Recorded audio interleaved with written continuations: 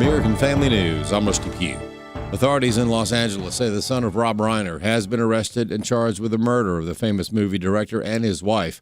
Criminal defense attorney and Fox News contributor David Gelman says there's not a lot of information. What we know so far is this was a gruesome murder of his two parents. Now, he's accused of it right now, so he hasn't been convicted of anything.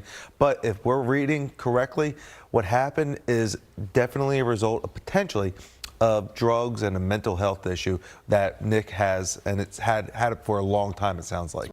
New details being revealed about the two suspects responsible for the terror attack during a Hanukkah celebration in Australia over the weekend. Greg Palcott reporting from London. Officials now say the attack by a father and son was motivated by the ideology of the Islamic State terror group, or ISIS. They point to ISIS flags found in the shooter's car, along with improvised explosive devices. Also noted, an association the son had with a commander of a local Islamic State cell, and a recent trip by the shooters to an area of the Philippines known for ISIS activity, as Australians raise concerns about the rise in anti-Semitism in their country and ways people get around already strict gun laws. We now learn the father acquired legally 6 guns, several used in the massacre, just in the last 2 years. In London, Greg Palcott, Fox News. The potential terrorist attack on New Year's Eve is blocked as cops in Southern California arrest 4 alleged members of a radical anti-capitalism and anti-government terrorist organization. U.S. Attorney for the Central District of California, Bill Isali, says the group got to the phase where they were testing bombs. They think that peaceful protests are a problem. So they want to advocate violence. They're a very violent group. You could see it on their social media, and they were dead serious about this plot on New Year's Eve. There was an informant that was able to infiltrate this group, who was then able to introduce an undercover FBI agent. Once we were able to infiltrate the group, we could then see their messaging, because they were using encrypted messaging apps and other such things. Police are restarting their search for the shooter who opened fire Saturday at Brown University in Rhode Island after they released a person of interest. FBI Special Agent in Charge Ted Dox. $50,000 for information that can lead to the identification, the arrest, and the conviction of the individual responsible, who we believe to be armed and dangerous. The trial continues in Wisconsin for a judge who obstructed federal immigration agents by helping illegal aliens escape a courthouse. In opening statements in federal court in Milwaukee, prosecutors told jurors that Judge Hannah Dugan distracted ICE agents in April, then directed a Mexican national in her court on battery charges to a private hallway to exit the building away from agents armed with an arrest warrant. About 24 witnesses expected to testify in the week-long trial, including an FBI agent investigating the case who testified Monday that there's audio recordings from inside the courtroom in which Judge Dugan is heard saying, "I'll do it," in reference to helping the illegal immigrant escape. Jeff Manasso, Fox News. The U.S. Department of Education now recognizes a university as a nonprofit. Chris Woodward has more.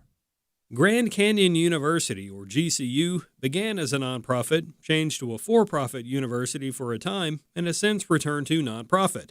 The Department of Education took issue with the reversal, and that led to a lengthy legal battle between the department and GCU. University President Brian Mueller. You know, it's been a long process, and it's been a completely and totally unnecessary process. It was a complete waste of time and money. In November of 2024, the Ninth Circuit Court of Appeals ruled that the Department of Education wrongly denied GCU's nonprofit status. After that ruling, a bipartisan group of 10 Arizona congressional members sent a letter of support urging the Department of Education to recognize GCU's historical nonprofit status. The Department of Education's new classification brings it into alignment with every other governmental and accrediting authority that previously affirmed GCU's nonprofit status, including the IRS, the state of Arizona, and the NCAA. We are looking forward to the future and what we can do working cooperatively with the Department of Education going forward. I'm Chris Woodward. More news available online at afn.net and download the AFN mobile app. I'm Rusty Pugh. Every day, AFA offers biblical insight on issues that others aren't willing to touch in the hopes that you'll become a world changer. That's why we're offering an in-depth worldview training course called Activate. 13 different professors teaching 18 sessions, all available online, including a printed workbook to help you apply what you've learned and 1-year access to AFA streaming content to give you even more resources. Find out more about Activate and sign up today at activate.afa.net. Welcome to Today's Issues, offering a Christian response to the issues of the day. Here's your host, Tim Wildmon, President of the American Family Association.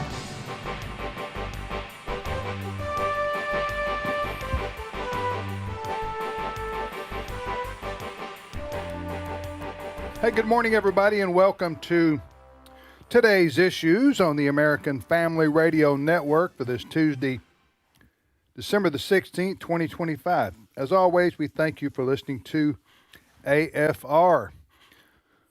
Well, joining me in studio today is Ed Vitagliano. Good morning, Brother Ed. Good morning, Tim. And Fred Jackson. Hi there, Tim. And Chris Woodward. Good morning. So the four of us are going to do a cantata for you today, ladies and gentlemen, and you will enjoy it. I might eat a cantata. Can you get salsa on that? Yeah. I'll get the chicken cantata. A cantata. I thought that was only at Easter. The cantata is a fancy word for a choir singing a bunch of Christmas songs. Yeah. Huh?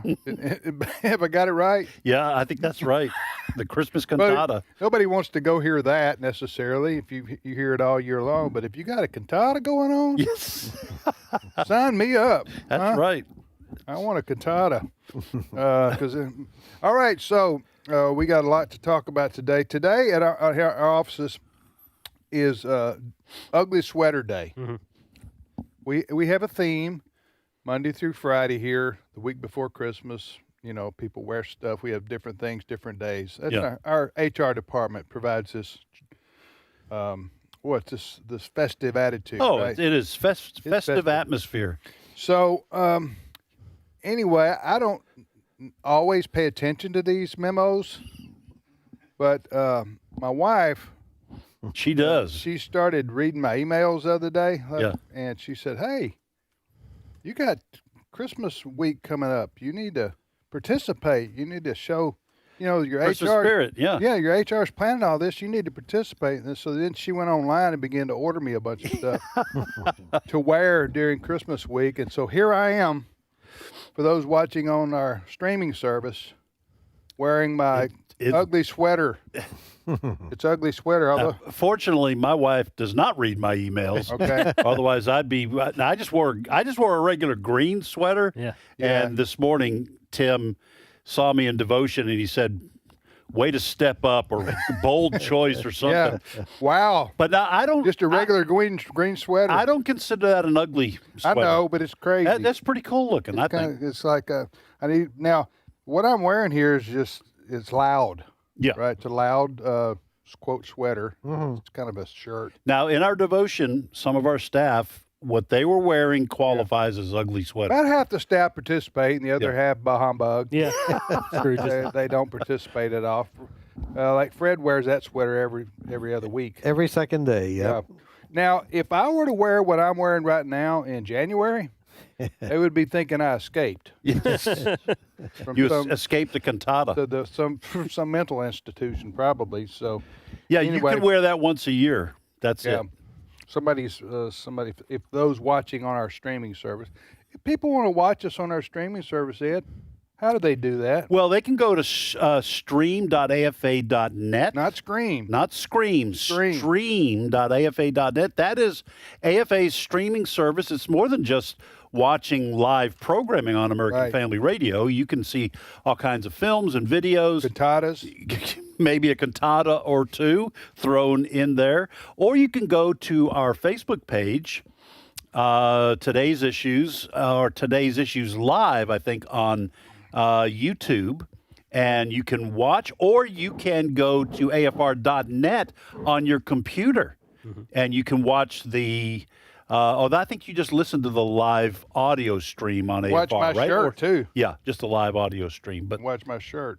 Yeah, so it'd actually be stream.afa.net or our Facebook page or YouTube is the only way they can Chris see us. Chris is rocking the gray over here. Yeah, I had an ugly sweater, but I took it off for this show because I didn't want my compadres to feel underdressed. Right. But I will post a picture of it on our Facebook page. Compadres, cantatas, we just speaking a lot of foreign languages here this morning. I was going to say, I didn't know you were Spanish.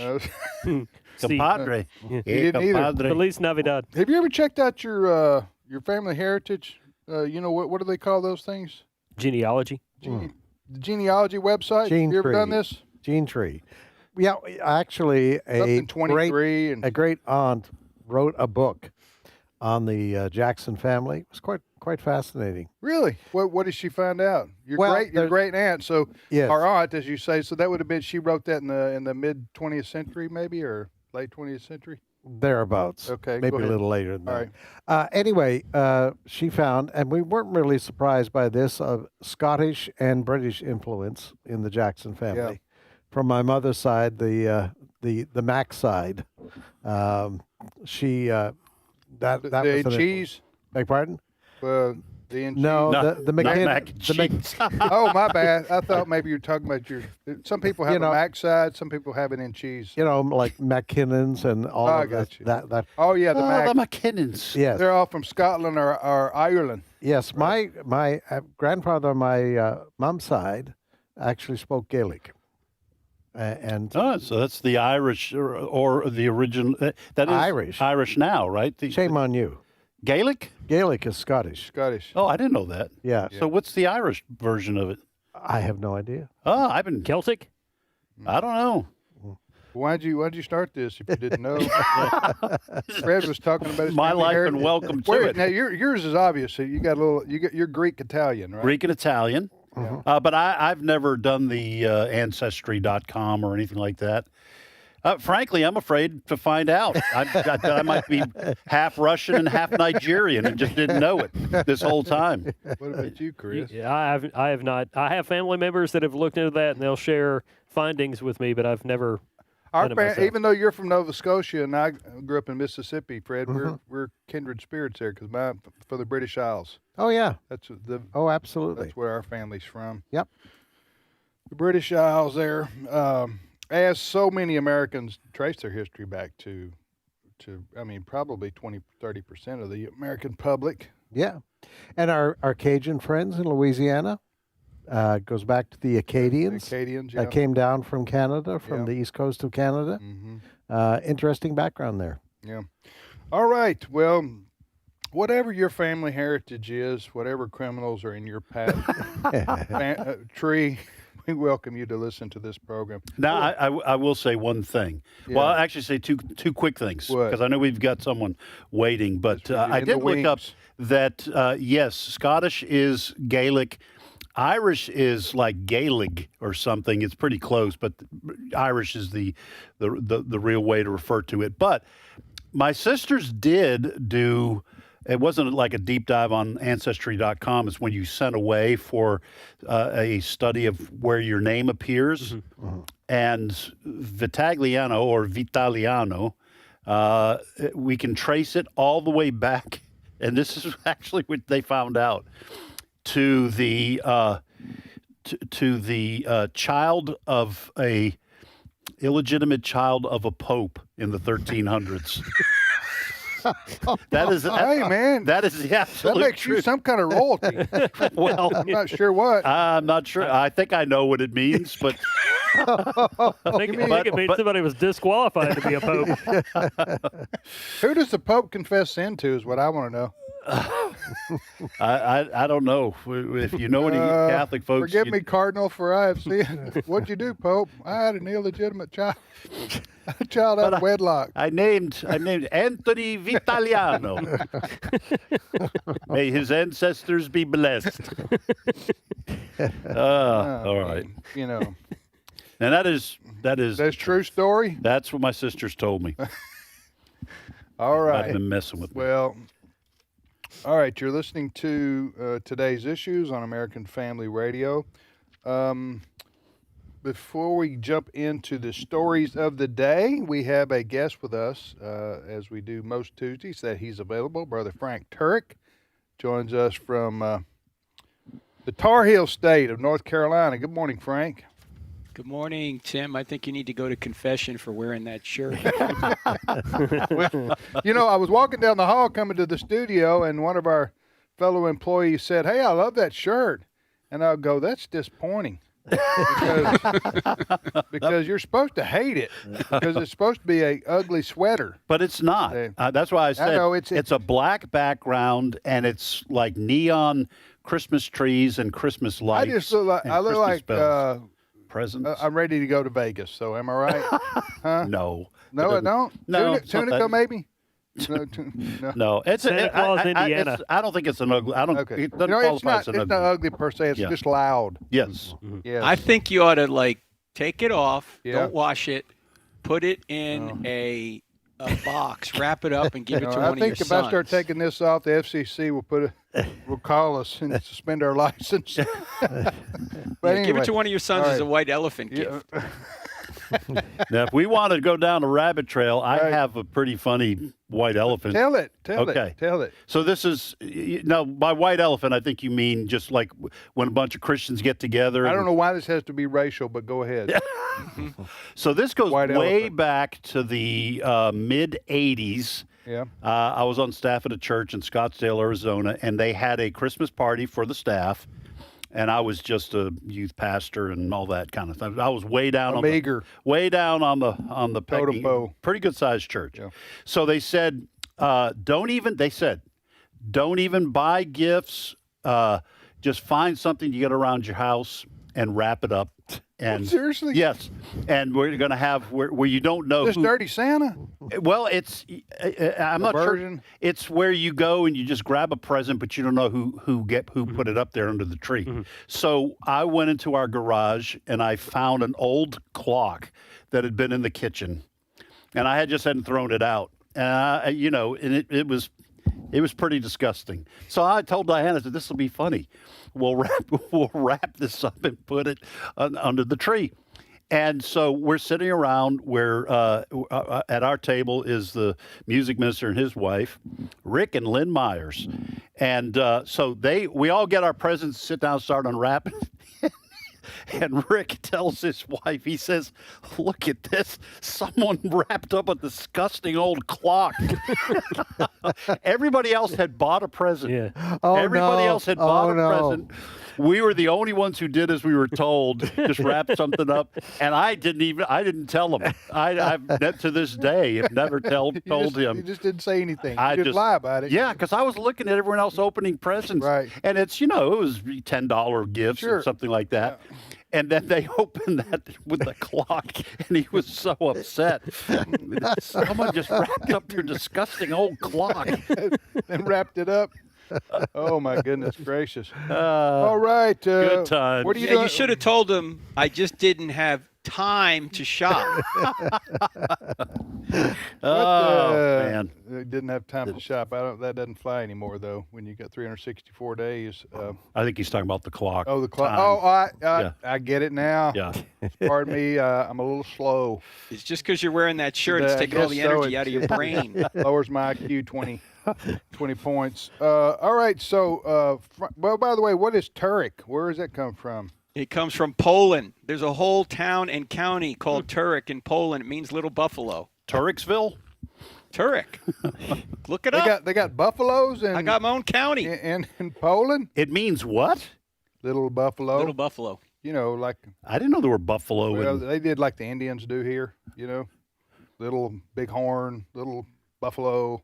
But I didn't know there were buffalo in Europe. Turek, Poland, city in Greater Poland. So as if there's such a thing. Wow, that's pretty cool. Got his own town named after him. It's a historic city in western Poland. Huh. Yeah, situated on the Turek upland. Oh wait near the Kilbaska River, where the little buffalo roam. In 1684, the Tureks were thrown out of Poland and sent to for wearing loud Christmas shirts. All right, we'll have to read more on that. Was notably involved in pivotal moments of Polish history. Wow. I'm going to have to take a look at this, Frank, because you're involved in Polish royalty in pivotal moments in our history. Hey, you know how many Polacks it takes to? Oh, don't. What? I'm just listen. Don't. This shirt's just going to your head. You cannot tell a Polak joke on the air. As Jasmine Crockett said, "Can I ask you a question?" we did that in 5th grade, and nobody knew what we were doing wrong. Huh? How many Polacks does it? Is Polacks an offensive word? Is it really? There's a what somebody call a negative stereotype that Polish people are less than. To say that is that offensive? Is it really? Frank? I have no idea, but can I ask you a question? Yeah, you can, please. All right, that's enough of that. But go ahead. Why is it that whenever the sign or the screen comes up with my picture on it, it says host of I Don't Have Enough Faith to Be an atheist. Oh, atheist. Is it misspelled? It's an AI theist. Am I an all right, hold an on artificial just a intelligent We're theist? We're going to have to get this corrected. Whose responsibility I'm is looking that? at Brent right now. Brent Creeley, our producer. Brent, do you have an answer for this? That on your paper it's spelled right. On video it's spelled wrong. I will check our video. These video guys, I'm telling you, they're all wearing loud shirts, not paying attention. All right, we'll get that corrected because Frank notices stuff like that. No, what I was saying, I don't know whether Polak is offensive to Polish people, but you were about to tell a Polish joke. Yeah. Yeah. Well, every ethnicity's got their jokes. The Polacks got some good ones. What I'm saying, there's some good ones. All right. And not in a good way. But you're only supposed to use it if you're of that ethnicity. That's right. Right. So you can only tell jokes on your own group. Which I do. I think that's acceptable, right? But you can't tell jokes on another group, and that's offensive. Like, how can you tell the bride at an Italian wedding? Okay, what? She's the one with the braided armpits. I did not need that. Bad image. That was gross. Bad image. That's a European thing. Well, bad image. One of the reasons we left Europe. All right, you as you frequently say, you better rein this in. I know because I've got more. We got to move on. You save it for another day. All right, Dr. Frank Turek. I want to reset this show here. Dr. Frank Turek, a distinguished scholar from the Tar Heel state of North Carolina. Distinguished scholar and North Carolina, that does go together sometimes, and it does here. So, on a more serious note, by the way, Frank does host the radio program and podcast, I Don't Have Enough Faith to Be an Atheist. It airs live on Saturday mornings at 9 o'clock Central Time, right here on this radio station you're listening to, American Family Radio, and then we re-air it on Sunday afternoons at 4 o'clock Central Time, right here on AFR. So, Frank, the topic today is conspiracy theories. Yes. I noticed yesterday where Candace Owen, the queen of conspiracy theories, she met with Erica Kirk. Yes. Wife of Charlie Kirk, the late Charlie Kirk, for 4.5 hours, according to one report. So my question is the topic of conspiracy theories, and talk about this, if you would. Well, I think that as Christians, we have to make sure that when someone makes a charge, they better have evidence behind it, especially if you're charging somebody with being involved in a murder, which is what Candace Owens has been doing. I mean, she's been saying that TPUSA betrayed Charlie and all this. She has no evidence for this. She's just making claims, apparently to draw attention to herself. I don't know what her motives are, but you don't implicate people in a murder unless you really have strong evidence. And she doesn't have strong evidence. She has possibilities. Anything's possible, but not everything has evidence behind it. You know, the Bible talks about having at least 2 witnesses, right? Have you heard about any witnesses? No witnesses. The Bible talks about you don't slander. In fact, what are the words that are used to describe Satan, the accuser, the slanderer, the liar, the murderer? Check, check, check, check. All those things have occurred in the Charlie Kirk situation. You have a murderer, you have a bunch of liars, you have slanderers, you have people who are accusing others without evidence. If you can't see this isn't spiritual warfare, I don't know what would show you that spiritual warfare is actually going on right now. All of these things are showing that people are not being reasonable. They are they want to hear things that they think is gonna scratch their itching ears, as the Apostle Paul said when he was talking about the people in the last days. It's 2 Timothy, his very last letter that he writes. He talks about how people are gonna get teachers around them to tell them what they want to hear. In fact, here's what he says in 2 Timothy 3. This is the very beginning of the chapter. He says, "Mark this.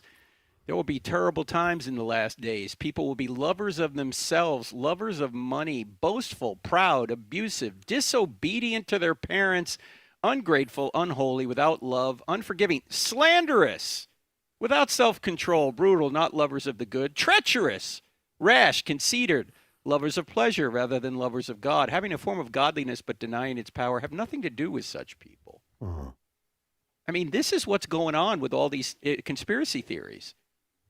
Now, I think the evidence is quite good that Tyler Robinson is the killer. Whether he acted alone or not, that remains to be seen. Whether other people know about it, were they involved? That's what a trial is for. And we're going to have on our program this weekend, Jay Warner Wallace, the cold case homicide detective whom I've had on before, to talk about how prosecutions are done. And they're done very deliberately. Candace Owens and others will say, well, why hasn't the FBI done this, or why hasn't the FBI done that? Hey, newsflash, the FBI isn't covering this particular murder. They're not the lead. The lead people are the folks in Utah. This is a state case. And whether the FBI or the state is involved, they do not reveal everything they're working on, because if they did, it would jeopardize their case.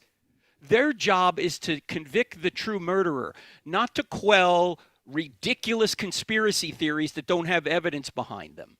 If they did that, they wouldn't get anywhere. What they need to do is gather the evidence and then present it at trial. If they start telling you what they're doing or what they have, that's going to jeopardize their trial. Why? First of all, it's going to taint a jury. Second of all, they're not going to know whether they're getting good testimony, because suppose they come out and they say, hey, we're looking for a second shooter. If somebody comes forth and says, oh, I saw the second shooter, they don't know whether that person really saw a second shooter, or that person is just trying to make a name for themselves by saying, oh, yeah, I saw the second shooter. And they're fabricating it so they can make a name for themselves. The prosecution has to hold all this close to the vest until the trial. And when the trial comes out and everything is released, I think we're going to see Tyler Robinson is the real killer. Whether or not he worked together or not, that remains to be seen, or he worked alone or not, that remains to be seen. But Candace Owens so far has said TPUSA is part of this, Mikey McCoy's a part of this, his father Rob McCoy's a part of this, Trump's a part of this, Mossad is a part of this, Israel's a part of this, Egypt's a part of this, France is a part of this. Gee, I thought France, all they did was surrender.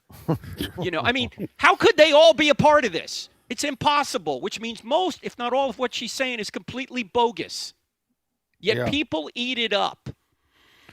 Well, they eat it up. Meanwhile, they're running down a grieving widow who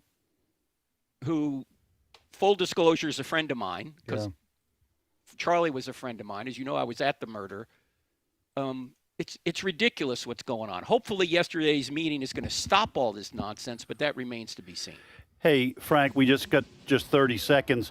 What would you say to Christians who are easily pulled into this kind of slanderous mindset? You got 30 seconds. I would say that you are involved in spiritual warfare and you're advancing it. You need to pull away from this. You need to make sure that people have facts before they put accusations out there. It's slander. Yeah, and unfortunately, we live in a who gets the most clicks world. Yeah. And truth, what's the old saying? A rumor flies around the world before truth gets the shoes on. Gets the shoes on. Yep. Or gets its dirty pants on, or it gets its ugly sweater, Christmas sweater on, or bright Christmas sweater. All right, Frank, thanks so much, my friend. Appreciate it. All right, God bless you guys. Take care. That's Dr. Frank Turek, whose family hails from Poland. Turek, Poland. Yeah, we'll be back momentarily. Stay with us.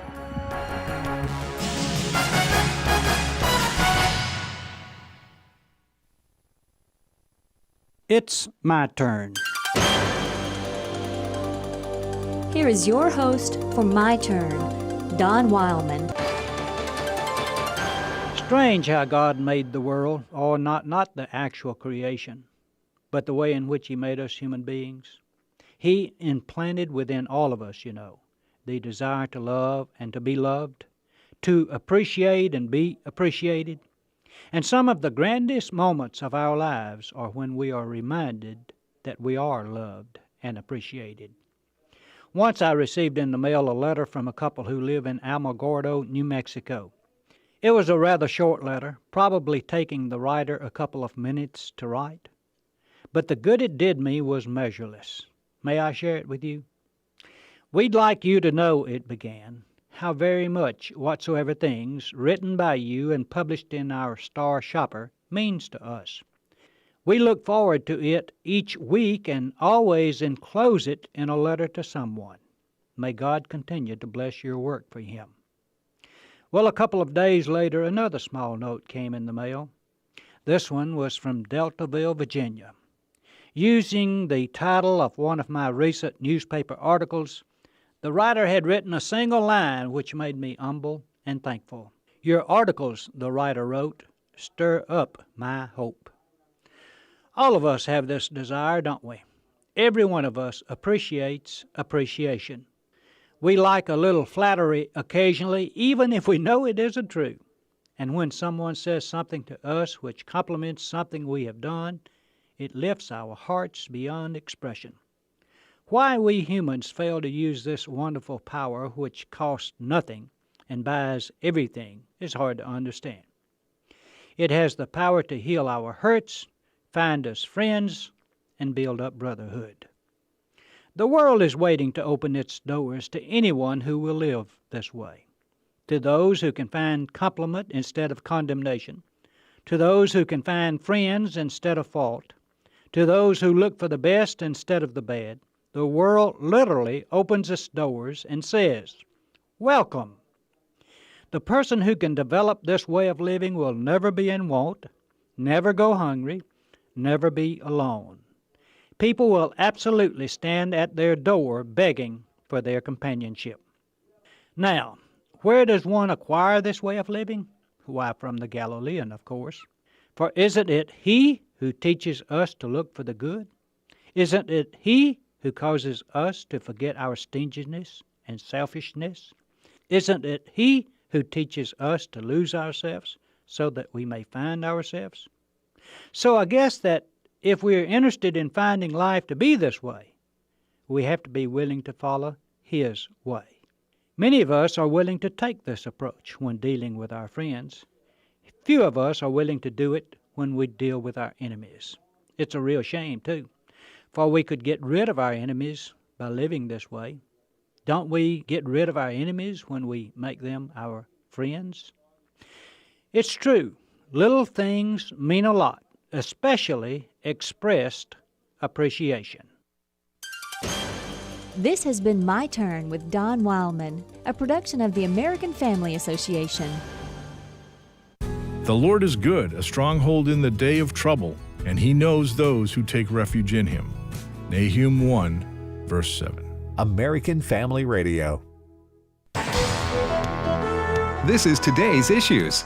Email your comments to comments@afr.net. Past broadcasts of today's issues are available for listening and viewing in the archive at afr.net. Now, back to more of today's issues. Hey, welcome back, everybody, to Today's Issues on the American Family Radio Network. Today's Issues is the name of the show. Tim, Ed, Fred, and Chris, just real quickly, maybe we should do a show on this sometime, but how the migration from Europe to the U.S., fascinating. I've read and read a lot on this, but the reason there are so many people of Scottish and Irish backgrounds, that's just mass immigration to where you grew up, Fred, Canada. Yep.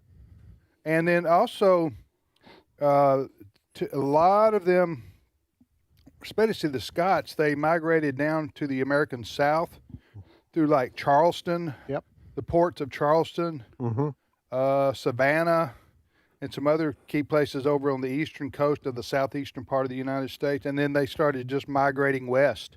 Yeah, I had a bunch of relatives on my grandfather's father's side. They all migrated to New England, to Ed's area. New England? Boston a lot area. of Irish influence there. The Oh, yeah, a lot of Irish. The potato famine. Yes. Just so many Irish. That was a real. I mean, that was a real thing. Yeah. The potato famine drove people to leave. Right. Ireland. Yeah. And the Irish came in one wave. They got settled in, the Boston area Right. and around there, and got good jobs in the police force, for example. So, so that's kind of one of the stereotype movie scenes with the Irish cop. And then the wave of Italians came. It's funny how things work, because the Irish were discriminated against when they got there, and then when they got settled in, they discriminated against the Italians. Who came after them. So that's human nature for you. So we all discriminate against each other. It's sometime down through human we history. tend to be clannish. Yes. Yeah. Well, that's right. Clannish or tribal. Right. All right. You're listening to today's issues. Chris, what's the first news story we're going to get to here? Well, this one is on our website, afn.net. Australian police admit Bondi Beach massacre was inspired by the Islamic terrorist group. ISIS is the term many people are familiar with. And authorities, again, in Australia think the father and son that carried out this horrible shooting there at Bondi Beach in Australia were inspired by the Islamic terrorist group. Authorities say they found ISIS materials in a vehicle that the gunmen used. They also had traveled to the Philippines back in November, where there may be some sort of ISIS outfit there. And I've got a lot of audio here. Do you want to go ahead and do the Rabbi Goldstein? Yeah, Sandy Rios, our good friend Sandy Rios, sent me about a 7-minute video this morning of the chief rabbi of South Africa. Warren Goldstein is his name. And he made some excellent points about the globalization of intifada. He says governments all over the world need to start taking this seriously. He said, and I'll just paraphrase and then we'll listen to a little bit of this. He said, Australia is just the latest example, and governments have to wake up. It's not just a saying. This is a serious, bold movement that's manifesting itself all over the world. So here's a little bit of that from the Chief Rabbi of South Africa, Warren Goldstein. The mass murder terror attack in Sydney, Australia, was not simply an anti-Semitic incident that got out of control. It was a professional military operation conducted as part of the global jihadist war being waged on every continent. To plan an operation like this takes time and resources, which was only possible in an environment created by the Australian government that has been conducive to the development of radical Islamist infrastructure. An environment that indulges the demonization of Israel and Jews on the streets, that allows people to chant "Gas the Jews" on the Sydney Bridge, that tolerates and even endorses the genocidal slogan "From the river to the sea," a call for the extermination of all Israeli Jews. What happened in Sydney is what globalized the Intifada looks like in action, a jihad against the Jews. It is what happened in Manchester, where a terrorist attacked Jews at prayer on Yom Kippur. It is what happened in Amsterdam, where Israeli football fans were hunted down in the streets. And it can happen anywhere, to any Jewish community in the world, because globalize the Intifada means exactly that, hunting Jews everywhere. It is not a protest movement. It is not resistance. It is a jihad of murder, terror, and destruction. Like the original Intifadas launched against the Jews of Israel, the global version has nothing to do with a Palestinian state. It never has. If it were about a state, there would have been one in 1948, in 1967, in 2001, and many times since. The multi-front Islamist war from Iran to Gaza to Lebanon and Yemen is not about a Palestinian state. It is about jihad, the violent spread of a global Islamist movement whose sole purpose is the destruction of the Jewish state first, and then the West and the rest of the world. When Western leaders like this Australian Prime Minister and his counterparts in Europe, in response to the Gaza war, recognize a Palestinian state, they endanger themselves. They reward jihadi terror, and they make a lethal mistake, lethal to the survival of the free world, because the Jews are only the first target. The jihadists take aim at all infidels. Their slogan says it all. First the Saturday people, then the Sunday people. I thought I've never heard that expression. That last one. Oh, first you have Saturday people, oh, then yeah. the Sunday people. Yeah, that I've has never been heard that. That has been around, and what they're referring to: first the Jews, then the Christians. Yeah. And when I heard this morning, I got thinking about the history of the last even 25, 30 years. 9/11. It wasn't just Jewish people they were after. Right. It was Americans, Jews, and Christians they were after. And what he is saying is that, and I thought about the protests that broke out on our campuses here in the United States in the wake of October 7, 2023. What were those young people around New York University and Harvard, what were they saying? From the river to the sea. So it's a mentality that has now been ingrained into the minds of even many young Americans. He is warning that you're going to have more of what happened in Sydney, because that is the ultimate goal. It is not just a political movement. I thought it was very interesting. He said it has nothing to do with a Palestinian state. What was he referring to there? Well, remember Yasser Arafat was basically offered a Palestinian state. They gave him 95% of whatever he demanded. He was the head of the Palestinian Liberation Organization. Yes. This was Bill Clinton. And he turned it down because that's not what they were after. They want to get rid of Israel. Yeah. That is the ultimate goal in all of this. And by the way, that's why to this day, Hillary Clinton calls it right when she's talking about radical Islam. Yeah. Listen, they say, I wasn't alive prior to World War II, obviously, but they say, and historians note, that leaders in the West, even though they may have read Mein Kampf, which was Hitler's kind of testament, his beliefs and his goals, even though they read it, they didn't take it seriously.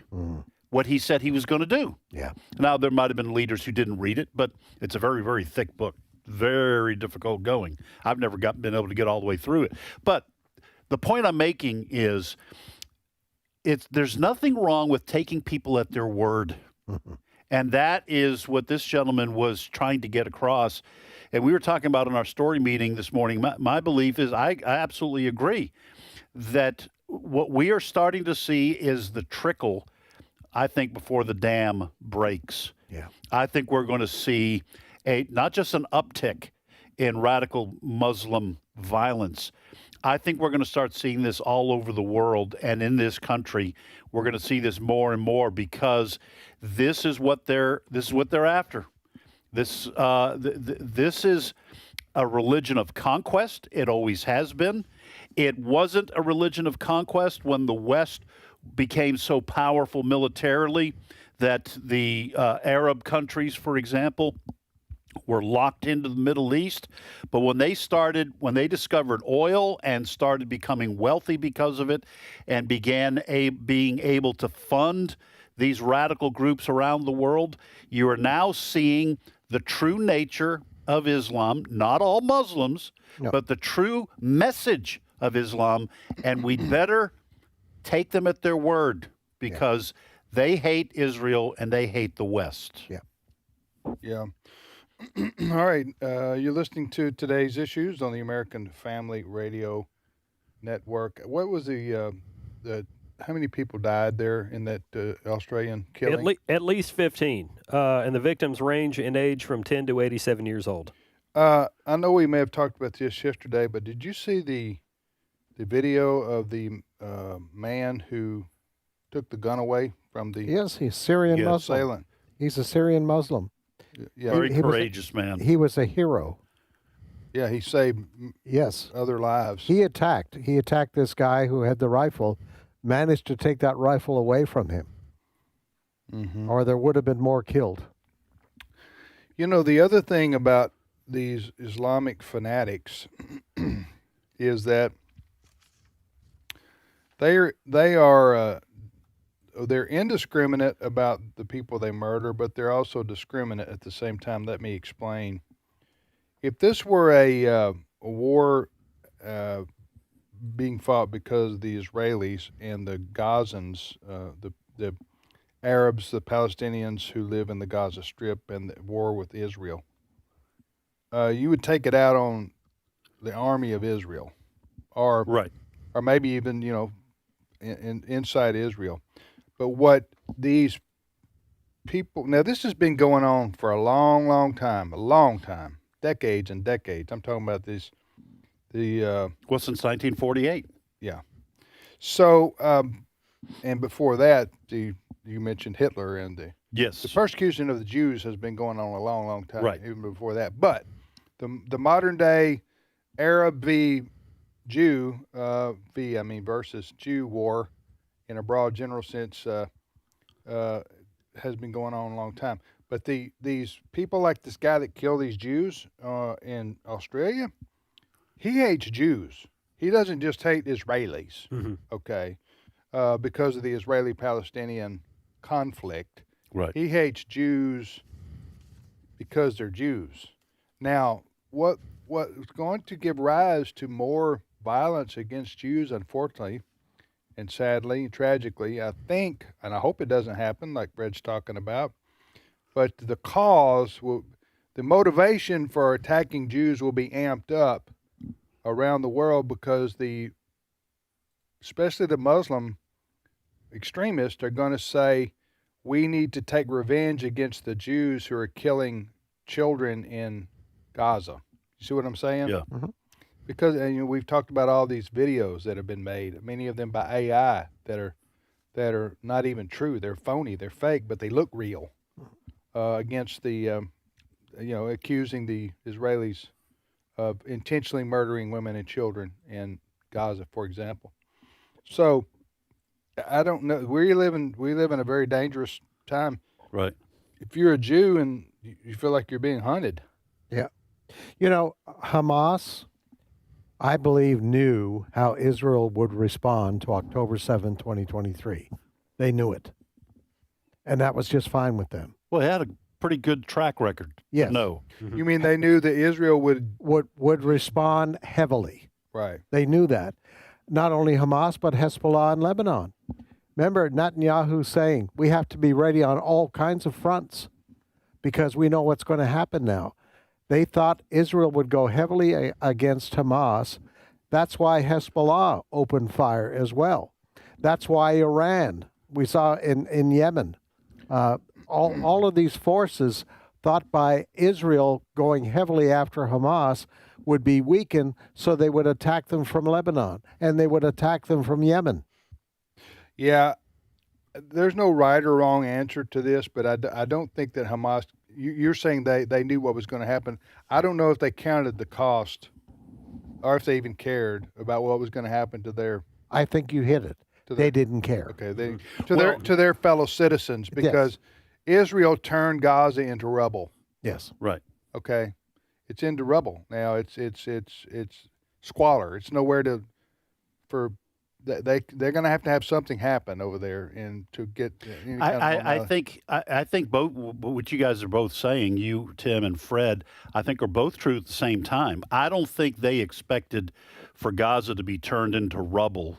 That's certainly, I don't think, what they wanted. But I think they didn't think it was going to happen because, to Fred's point, and I said this after the attack, I think that I think they believed they were going to trigger a wider war against Israel so that Israel would not just focus on them. I think they expected. You remember Hezbollah had thousands of rockets aimed at Israel. Israel repelled them and obliterated a lot of their. Remember those cell phones that Israel had blow up? I don't think those groups were expecting Israel to do what Israel did. Right. But I think they thought that Iran would get involved. Maybe they could drag Egypt and maybe even Saudi Listen. Arabia into it, and so that they could crush Israel once and for all. I don't think they expected what they got, which was devastation. All right, you're listening to today's issues on the American Family Radio Network. Tragic situation in Australia with all these Jews dead. They were just trying to celebrate Hanukkah on a beach. Mm-hmm. It's summertime in Australia now, where it flips. When we're in winter, they're in summer. When we're in summer, they're in winter. Right. What's your next story? Well, what about the Rob Reiner story? Yeah, I mean, I was okay. We can do that. Let's do that one. Let me find it on my list here. All right, so authorities in L.A. say the son of Rob Reiner has been arrested and charged with the murder of Reiner and his wife. And I've got some audio here from a criminal defense attorney who's also a Fox News contributor. His name is David Gelman, and says there's really not a lot of information out there other than what Fox News and some other people have said. Clip 9. Now, what we know so far is this was a gruesome murder of his two parents. Now, he's accused of it right now, so he hasn't been convicted of anything. But if we're reading correctly, what happened is definitely a result of potentially of drugs and a mental health issue that Nick has, and it's had it for a long time, it sounds like. Yeah, I read about this. Again, their son is alleged to have murdered them, but it's almost certain that he did. And his son, this son was in his mid-30s, I think, and he was a drug addict for years, a serious hardcore drug addict for years. Which probably led to some mental problems too, if he didn't have them naturally. And he had gotten into this shouting match with his parents, Rob Reiner and his wife. I don't know his wife's name. Michelle. At a party they had gone to. Conan O'Brien, the comedian, he held a party, holiday/Christmas party, and the Reiners were in attendance, and they got into a heated argument. The dad, Rob Reiner, and his son. What was his son's name? Nick. Nick. And so it was so bad that it was disturbing the party. And I think they had to leave or something of that nature. But it was later that night that he went in to his parents' home. If he didn't live there, I don't know what the situation was exactly. And I'll just warn people right now who have small children, they don't need to listen to what I'm about to say, but he slit their throats. And that's when they were saying it's a gruesome scene. And then they bled out, and he also did some other stabbings. But then their daughter found them. Right. Their daughter found them, and immediately when they called the police, said that my brother should. This is what I read now in the New York Post and other places. My brother should be considered a prime suspect because of what happened preceding here. And then Billy Crystal, the comedian, and movie actor. He and his wife went over there and had to see the scene. These are all pretty close friends. Yeah, Yeah, it was a celebrity part of L.A. that people lived in. That these high profile. Same neighborhood as O.J. Simpson's. Yeah, Brentwood, the Brentwood area. But it just terribly sad. And for anybody, Rob Reiner's politics aside, for anybody who. We all know families who've had to deal with kids or family members who have drug addictions or are mentally ill in some way, and it's just like wears you out. Okay, we've seen this happen with families and people. We all know this, right? It swallows up people's lives. Yeah. And especially he had been, I think he'd been in drug rehab 17 times or something. This kid, and he wasn't a kid now. He was a man, a grown man. He's in his 30s. But I'm talking about going back to his teenage years. So it's just a tragic story to read. The whole, how they had, as I said, in and out of rehabs, and it was exhausting to read what they had been through with him, with their son. But anyway. You know, we were talking about Charlie Kirk earlier in the show with Frank Turek, and one of the things, there's actually a connection between Rob Reiner and Charlie Kirk, because back when Charlie was shot and killed, Rob Reiner went on social media, like some people, many people in fact, and said how awful it was. He felt really bad for Charlie's family, that kind of thing. Many people said, Reiner said of Charlie's assassination, I unfortunately saw the video of it. It's beyond belief what happened to him. He also stated that what happened to Kirk should never happen to anybody, regardless of their political leanings. I've posted this on our Facebook page because many people are saying, you know, like you, I don't agree with Rob Reiner's politics, but that was a very classy thing for him to say. And it really shows that even though we may have our political differences, we're still human beings. Yeah. Yeah, that was, and Rob Reiner was very gracious after Charlie Kirk's assassination. Even though Rob Reiner's far lefty, he wasn't far lefty in his politics, but he said, "I believe in the teachings of Jesus and forgiveness," and he was very gracious after Charlie Kirk's assassination. All right, you're listening to Today's Issues on the American Family Radio Network. Next story, Chris. Well, we're going to be following up on this later today on AFN, so stay with our website and the radio side of things for some sound on this, because we're trying to get some reaction. The Attorney General of Texas is suing the makers of different televisions because Ken Paxton says... My television? I don't know about your specific television, but Ken Paxton, the Attorney General of Texas, says they're spying on Texans and secretly recording what they watch in their homes through a technology called Automated Content Recognition, which is ACR if you spell it out. The 5 companies named in the lawsuits are big-name companies: Sony, Samsung, LG, Hisense, if I said that correctly, TCL Technology Group Corporation. A couple of these are Chinese companies. So what are we talking about here? So the AG of Texas, Paxton, who's running for the Senate, by the way. He is, yes. As on the Republican side, he is suing these television manufacturers that you mentioned because, Fred, what's going on here? They have put some software in these televisions, Samsung and others, put some software that basically records what you're interested in, the kinds of programs that you're interested in. You mean like what web browsers do, so they can target you with ads? That's right. That's it exactly. And Paxton says that's an infringement on your privacy. And they do what he's saying. He's accusing them of doing this without informing the customer that when you buy this is going to happen. That is correct. That is correct. I'll say this. I think we are going to need some kind of congressional action, too, on this, because everybody knows when you use products, when you you register a TV, let's say, after you buy it, for the warranty purposes, or you use an app, or you use this thing or that thing, you always get the do you agree with our rules and regulations? First of all, nobody has time to read all that, and nobody understands it anyway. It's a lot of legalese. Everyone clicks, I agree.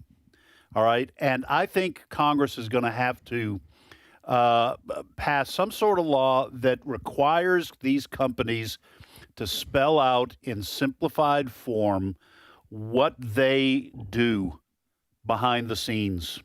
Because people can't understand this stuff. Mm-hmm. And that's going to go for these televisions as well. They should not be allowed to spy on people. Good grief, this is bizarre. No. They take photos. Are they watching you through the TV? Well, I'm not. I wouldn't put that past them. But they are recording what you watch, and then sending that information to companies that now send you ads and I guess have files on the American people. Mm-hmm. And I'm just telling you, I don't go for it, Tim. This needs to stop. All right. Well, you Italians are known to be able to do something about it. So, that's right. We Italians, along with the Polacks, right? Sleep with the fishes.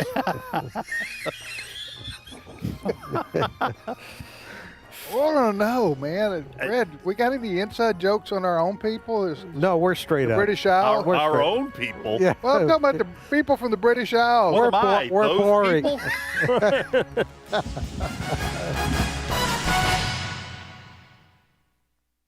The views and opinions expressed in this broadcast may not necessarily reflect those of the American Family Association or American Family Radio. Faith, family, freedom. American Family Radio. Teenage years can be a time of trial. It can be really difficult, but it can also be the most fun and the best years of your parenting. Dr. Jessica Peck is a pediatric nurse practitioner as well as a professor, author, and mother of 4. Dr. Peck is host of the Dr. Nurse Mama Show, weekdays at 2 p.m. Central, and find her podcast at afr.net. This is American Family Radio, a listener-supported ministry of the American Family Association.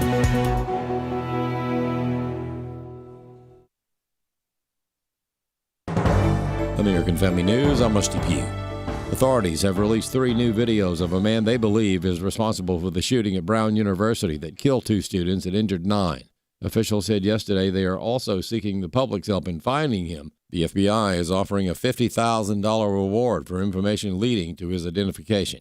Accused killer Luigi Mangione is back in a New York City court today as his defense team works to get evidence tossed, including a gun that was found in his backpack. Eric Shawn has the latest from New York City. On Friday, Altoona Police Detective Sergeant Eric Houston testified that when Mangione was caught, he was cold and wet, apparently from sleeping outside, and he was strip searched. Mangione's defense is trying to show that Altoona police violated his rights by seizing his possessions, including the gun, because they did not have a search warrant. That search warrant was granted hours later. Houston said the purpose was to legally transfer what Altoona cops found to the NYPD for its murder investigation of United Healthcare CEO Brian Thompson, who was shot in New York 5 days earlier. But defense attorney Karen Agnifilo tried to show that the Altoona police could only use what they took from Mangione for their case, the charge of having a fake driver's license.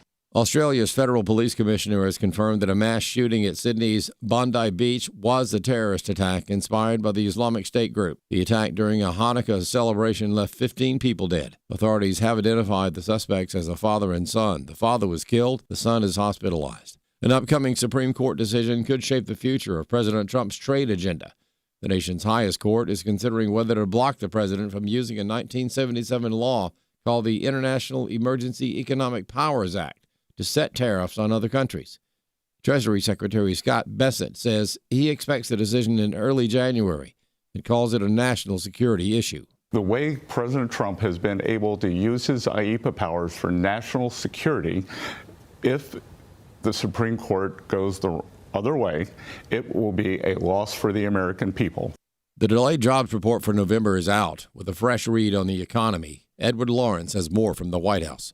The feeling here at the White House is that it's a private sector that's really growing the job market here and creating jobs. And that's what we're seeing in this report. Again, the federal government actually lost 271,000 jobs since January of 2025, mostly from deferral payments and whatnot. What really jumped out in this report, though, is the unemployment rate, 4.6%. The last time it was that was September of 2021. White House pointing to that. When you dig into this report, revisions stand out. We did not see the October jobs report. So this shows September, 119,000 jobs created, revised down to 108,000 jobs. But look at the revisions for August, down 22,000 jobs. That means in August, the economy lost 26,000 jobs, showing a very soft summer jobs market. And finally, a middle school in Maryland reportedly taught 6th graders that, quote, a person's gender is who they feel that they are. Westland Middle School in Bethesda, Maryland celebrated Transgender Awareness Week with a lesson for 6th graders.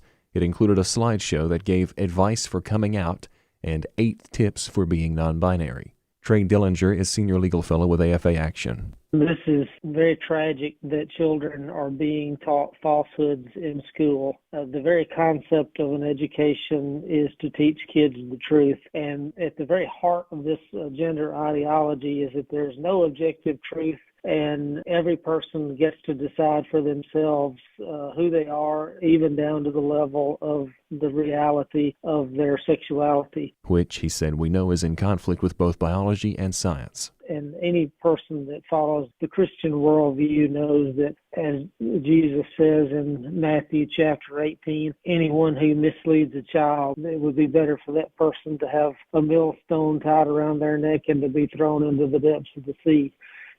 We have a duty as adults to teach children the truth. You as a parent have a federal right to be notified of any curriculum that your child is being taught. And so you need to be vigilant, to be on top of what is going on in your schools, because sadly many school districts do not comply with that. If any curriculum instruction in the school violates your religious beliefs, you have a right to opt out of that instruction. I'm Bronson Woodruff. For American Family News, I'm Mr. Pugh. The Hannah's Heart Conference 2026 is January 30th and 31st at Hope Church in Tupelo, Mississippi. Women struggling through the pain and loneliness of a miscarriage or infertility are invited to experience God's love through the teaching of Jane Johnson and the worship led by Phil King. December 12th through the 19th, you can get a 50% early bird discount when you register at afr.net/HHC2026. afr.net/HHC2026. Today's Issues continues on AFR with your host, Tim Wildmon, President of the American Family Association.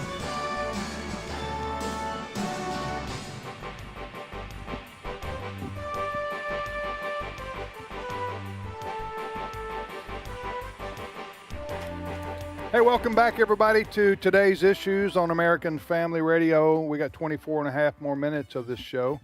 Thanks for listening to AFR. I'm Tim with Ed and Fred.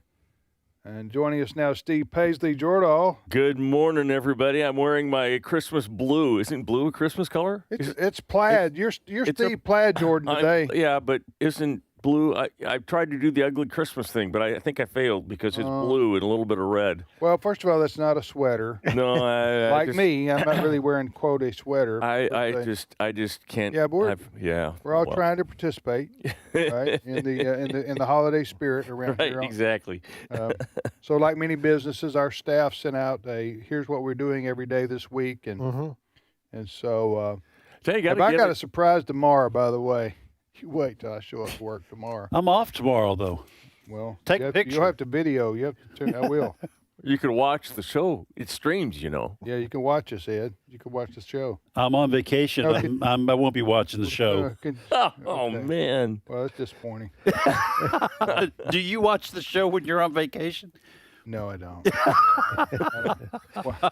No, it's either. Thank you for your honesty. Yeah. Well, you don't either, right? We don't watch each other when we're on vacay. All right, so Steve, Yes, good morning to you, brother. Good morning. So what's your first story? You want some good news? I want some good news. I do too. Why don't we start with some happy, okay? Because there's been enough misery in the world over the last 48 to 36 hours, 48 to 50 or 60. Anyway, let's talk about do an average there. An average of 48. There's been a lot of misery lately. Let's just say that. I want to talk about a wire-haired dachshund mix called Chaco.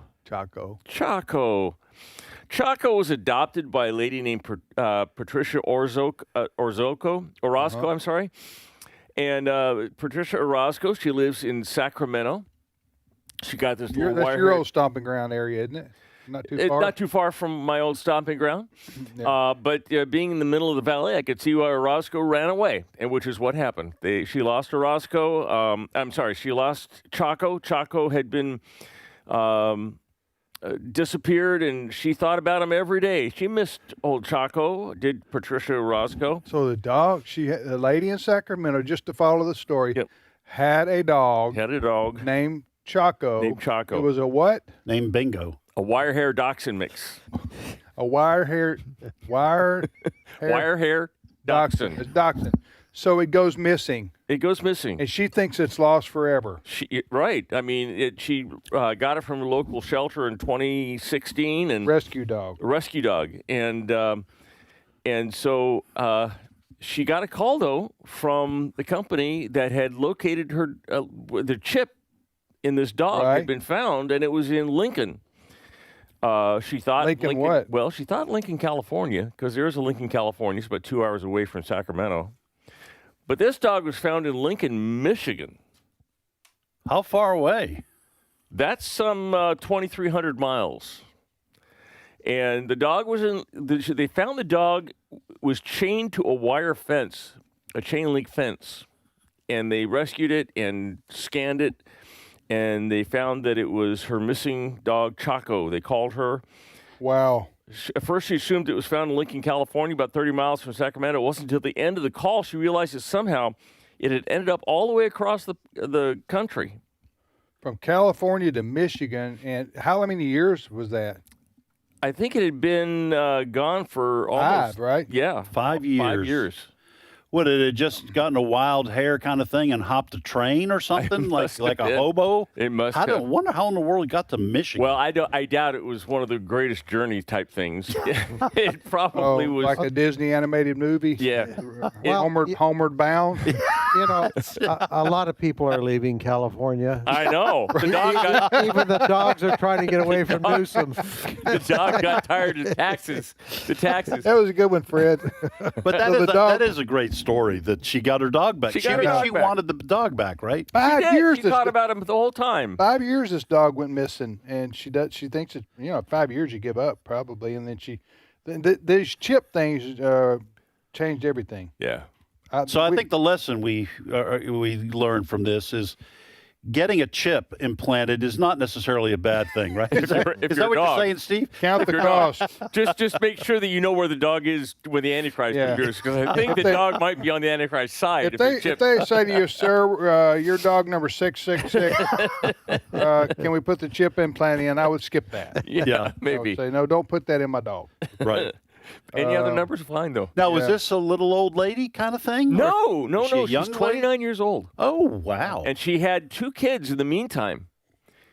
Since the dog disappeared, she got married, or I don't know if she was married when the dog disappeared, but she had in her house, she had a 4-month-old, 2 young children, including a 4-month-old.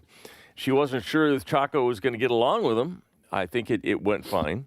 Chaco weighs about 15 pounds and took That's to a pretty the family. big. It was a dachshund, right? It was a dachshund. Yeah. That's a wiener dog? Yeah, dachshunds can get pretty big. 15 pounds is not a small dachshund. He's sagging in the middle. Yes, my dad. I don't know. I guess because I'm getting ready to go on vacation, I'm just telling story after story. Leave it for us to clean up. Yes. So we had a dachshund. My first dog growing up was a dachshund. Yeah. We had Poochie for about 11 years. And yes, the kids named the dog Poochie. So 2 things. My dad, who was pretty mischievous, he one time, my mom had gone shopping, so Dad and Ed were in charge. Oh, yeah. And my dad said, I want to see how much this dog will eat. And so he opened up one can after another. He opened up like 2 cans and was about to, and Poochie just, you put it down. You open up a can? You open up a can, and he would eat it. And so my dad was about to open the 3rd one. I said, don't. This dog's going to die. I was in high school. And you were saving your dog from your dad. You were the adult in the room. I said, Mom's going to come home and this dog's going to be dead. But Poochie, he was an overeater, and that was back when we would give him people food pretty often. Right. Terrible diet. My dad got one of those old roller skates. Yeah. Just the ones that you used to put on the bottom of your shoe. Had the key. Oh, yeah. And he put it underneath the dog because he was starting to sag. He was dragging across the floor so that he could kind of get around a little bit. I had a dog growing up, too, when I was in high school. His name was Geppetto. It was a dachshund. And Geppetto. Ornery. I'm a real boy. Ornery dog. An ornery dog. Oh, that dog could, and if he didn't, yeah. Just strong-willed. Anyway, that's a good news story. Yeah, it 5,000 miles. 5 years. This dog. 2,300 miles. This dog's missing. We don't know all the details, but the chip. The dog went to a vet somewhere in Michigan, and it learned that way it was discovered that its owner lived in California, and they called her. Can you imagine her on the other end of the phone when the vet's office is saying, "We found your dog, Chaco." Yeah. Well, we found Chaco. We found Chaco. And Chaco. OCO. All right, next story. What'd you say? You doing the bingo? You doing the bingo song to Chaco? Yes, I am. CHACO. OCO. CHOCO. Chaco. Chocolate. Like Chaco. CHOCO. Yeah. Okay. Okay. All right. Time to move on. Okay. There is going to be an IPO of SpaceX. Like Chaco? Next year. See, you keep saying, let's sorry. Let's get it together. And then you just you're right. Throw another wrench in. Elon Musk is going to put the biggest IPO in the history of IPOs by far on the market. He is going, and the New York Post reports that he's going to be hearing pitches from bankers who want to back this IPO. It is going to be a $1.5 trillion valuation. Tell people who don't know what an IPO is. Initial public offering. It's when a company that is privately owned, that it goes and is listed on the on a stock exchange. In other words, the public can buy stock. You can buy stock in it. So okay, gotcha. So SpaceX, which has to this point been privately owned by Musk and certain investors with him, now will be public. You will be able to buy stock in SpaceX. And when is that? When does that start? 2026 is when he's expected to. I'm going for it. Well, I missed out on Walmart. Yeah. This sounds like a good one. This one you might want to get this one because I think people are missing the point. The very last line in this New York Post article, it's the last paragraph.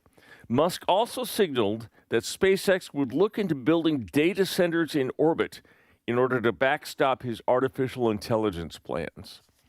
As you know, Elon Musk owns ChatGPT on OpenAI. And here's what we don't know. He is outfitting his space giants, his space rockets, to take AI infrastructure into orbit. You know where you got that idea? Did you give it to him? Star Trek. Me? Yeah. No, I'm planning on the same thing. Taking my rockets into space and go ahead, Steve. Sorry to interrupt. Well, that's okay. He is, as we read here, he is going to put AI data centers in space. Now, why is that important? Because the thing that everybody is worried about with AI is power. It is going to, the U.S. generates 490 gigawatts of total power every year. AI is projected to need 123 of those gigawatts by 2035. That's a quarter of the entire electrical grid just for artificial intelligence. Your electric bill is going to suffer because a lot of this is going to AI. And companies like Google and everything, they're thinking about building private, power plants and nuclear plants. Data centers is what they call them. Well, they're building data centers, but they're also building power centers, like nuclear power centers to power these things. Because our current electrical grid is not sufficient to power all these AI centers. AI is going to need 123 gigawatts of energy by 2035, they say. That's a quarter of all the energy we put out as a nation. Well, if you put these things in space, each satellite gets 24/7 solar power. There's no clouds, no night, no weather, no disruptions. The Starships can deliver 300 to 500 gigawatts of solar-powered AI satellites into orbit every year, which means AI, the total 300 gigawatts per year, the AI computing power in space would exceed the entire U.S. economy's total electricity consumption within 2 years. So he is going to own. He's not just putting AI in space. He is going to. It's not a rocket company, SpaceX.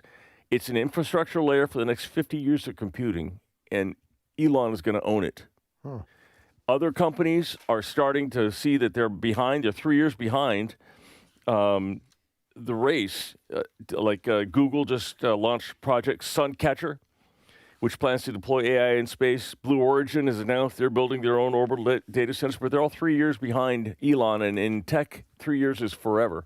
Huh. Everybody's going to be coming to Elon for the energy it takes to do AI. So Elon is going to control artificial intelligence. It's brilliant. It really is. Brilliant. It really is. Well, that is, because I have been reading that, and when we say these AI centers and artificial intelligence is going to soak up energy, when you think about it, folks, AI like ChatGPT, but also the expanded versions of these, they have millions of computations per millisecond or whatever the number incredible is. Amount. Incredible. And when you think about your own laptop, for example, or your own computer, when it's doing a lot of computing, how it heats up and needs to be cooled down, you have that aspect too. You have to cool these centers down. It's an enormous drain on the grid. So Elon Musk, I got to hand it to him. That brain of his is always thinking. Mm-hmm. But to your point, he will at least lead in this. I think other companies can catch up, and there can be some competition. But this is brilliant. Just a kind of a brilliant way of going around the problem of the energy needs. He is going to own the infrastructure for computing for the next 50 years. Yeah. Well, he's going to be a trillionaire probably in a couple of years too. The first ever. He is the richest man in Earth in the world, $600 billion at this point, and he's closer to $1 trillion than he is to the second place person. How did he has? I haven't read his whole story, Elon Musk, but is he like 45? How old is he? He's 42, 43, something like that. But we're going to get that from AI? Brent before I can look it up. He was born in 71. Oh, he's 50. He's 54. Anyway, he's done a masterful job, to say the least, of parlaying. Mm-hmm. By that I mean he's built one company, then he uses that to build 2 more. He uses that to build 5 more that are all successful. You know, he was the leader behind PayPal. I think that's where he started. Yeah. After he came to the U.S. from South Africa. I mean, he bought Twitter. Okay. He bought Twitter, I don't know if that's making him any money, but it was hugely influential in the 2024 election and in politics right now. He's patriotic. Yeah. He's very patriotic. And hates communism. He hates communism, and he sees what's going on with these secular progressives. But now he is not a Christian. He does have some odd ideas about transhumanism, for example. What is that? Combining human beings with robotics and AI and kind of sci-fi kind of weirdness. But Occupy Mars.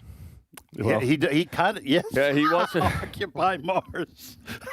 He wears that T-shirt. Occupy Mars. Does he really? Yeah. That's an odd but brilliant man. That's funny. So Occupy Mars. Here's what he's involved with SpaceX, as we know. Tesla is his company. XAI, which is his AI company. Neuralink, which is implanting chips into people's brains. The Boring Company, which is very successful at doing subway tunnels under cities. He formerly owned PayPal, Zip2, Solar City, OpenAI. He's no longer involved with that, but he did. So he also opened up a chain of taco stores. Taco stores. Yeah. That was just fascinating. Elon. Elon.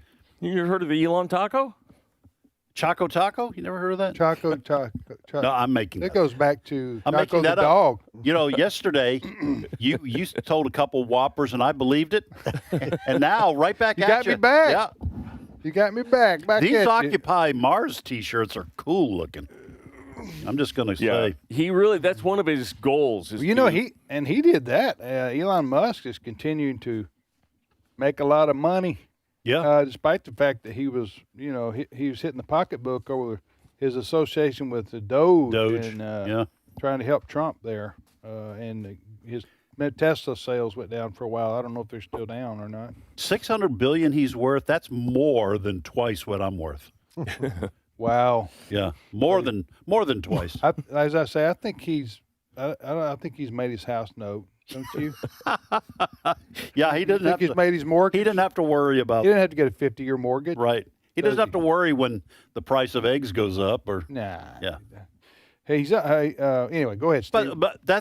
But that's capitalism. Yeah. He is a living proof of what you can do in this world if you're a genius 3 times over. Yeah. But if you have good ideas, you can. Now, he's not a big believer in.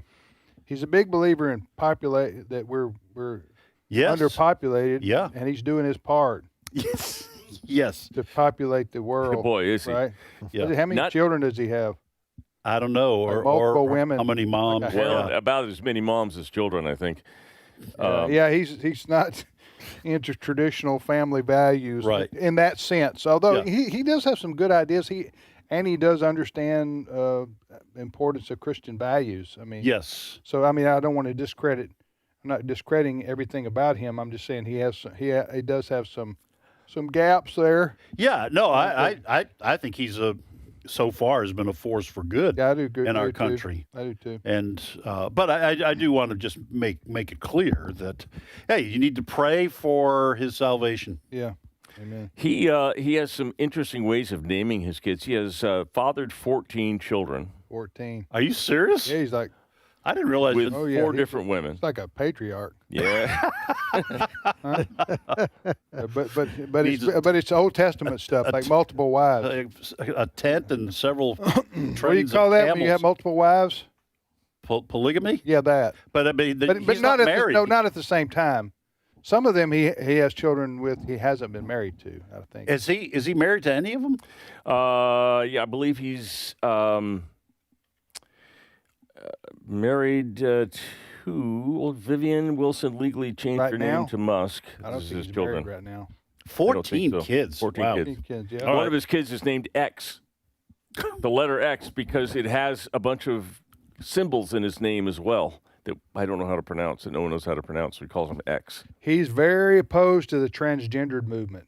Yes. He calls it a mind virus, the leftist mind virus, and he's got one of his kids that is in that movement, and he's... Because of the mother of the child. Yeah. That's what I've heard. So, all right.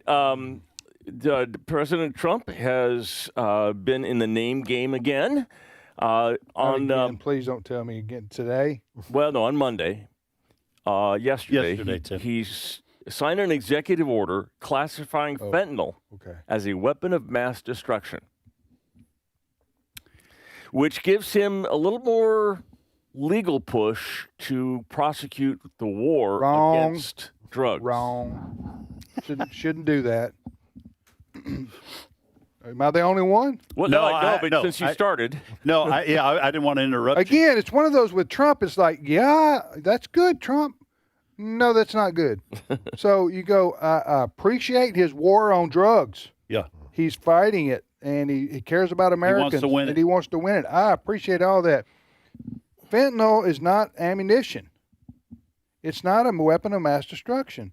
If you want to call it a chemical or a drug of mass destruction, that's fine. But it sounds like to me Trump's wanting to designate fentanyl like like a biological, chemical, or nuclear weapons. Right. Right. For the purposes of going to war with Venezuela. Yeah. Am I right? Well, that's what it looks like. That because all this has been going on over fentanyl. Now, I said in our story meeting, I can't prove this. I do wonder whether the fentanyl coming into our country, because I think some of the initial ingredients for making it come from China. And so sometimes I go, all right, it's a communist country. You can't trust communists. The ideology is evil. So could the communist Chinese be hoping to undermine our culture with these drugs that's coming through enemy nations, at least being run by people who are enemies of the United States, Maduro and Venezuela? So I certainly understand the idea that fentanyl is not just cocaine coming into the country. Maybe it's an attempt to undermine us, but it's not a weapon of mass destruction. And if he is classifying it as that, as a reason to go to war, I too think that's wrong. I think if we go to war with Venezuela, that needs to be a congressional action, and it needs to be explained to the American people why we need to do that. I do not want American boots on the ground in Venezuela. Anyway, and it sounds like I'm being critical of Trump. Trump does 9 things good. One thing I disagree with. That doesn't make me anti-Trump. I'm going on vacation tomorrow, so don't email me. He says that Trump says that drug flows are, quote, a direct military threat to the United States of America. thus he designates fentanyl as a weapon of mass destruction. I think we can talk about that later. You guys talk about that tomorrow. At another day while you're gone? Yeah. You're going to be watching the show tomorrow? I will not, sir. Okay. There you go. Have a good day, everybody. Thanks for joining us.